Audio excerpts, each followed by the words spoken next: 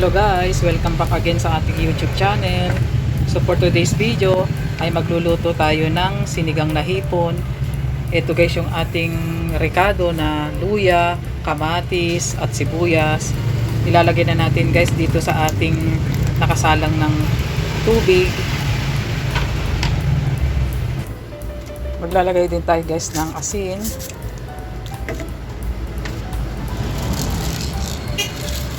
Buong paminta. At ito guys ay atin siya munang tatakpan para mabilis kumulo. Check natin guys itong ating niluluto. Ayan guys, kuluan na. Ilalagay na natin guys itong ating okra at sili. At ganun din guys, ilagay na rin natin itong ating mga hipon. At ito guys ay atin siya munang tatakpan ulit. Ayan guys, kuluan na. Ilalagay na rin natin yung ating kangkong.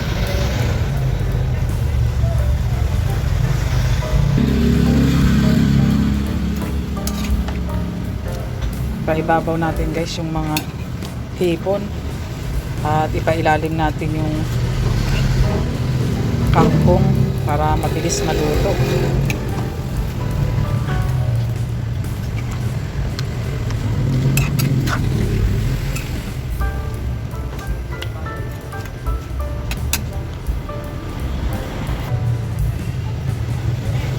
At magdadagdag tayo guys ng patis.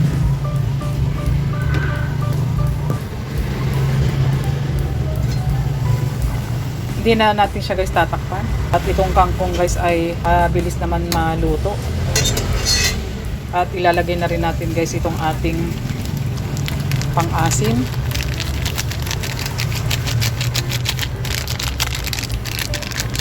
Ang sinigang na hipon guys ay saglit lang naman maluto ito.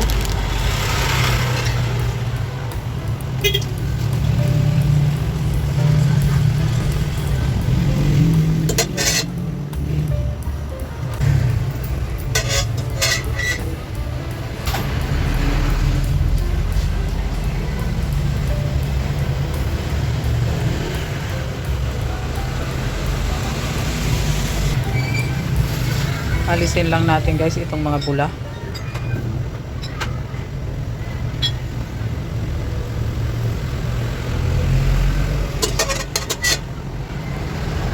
Kaya ayan na nga guys, it's done na ang ating sinigang na hipon.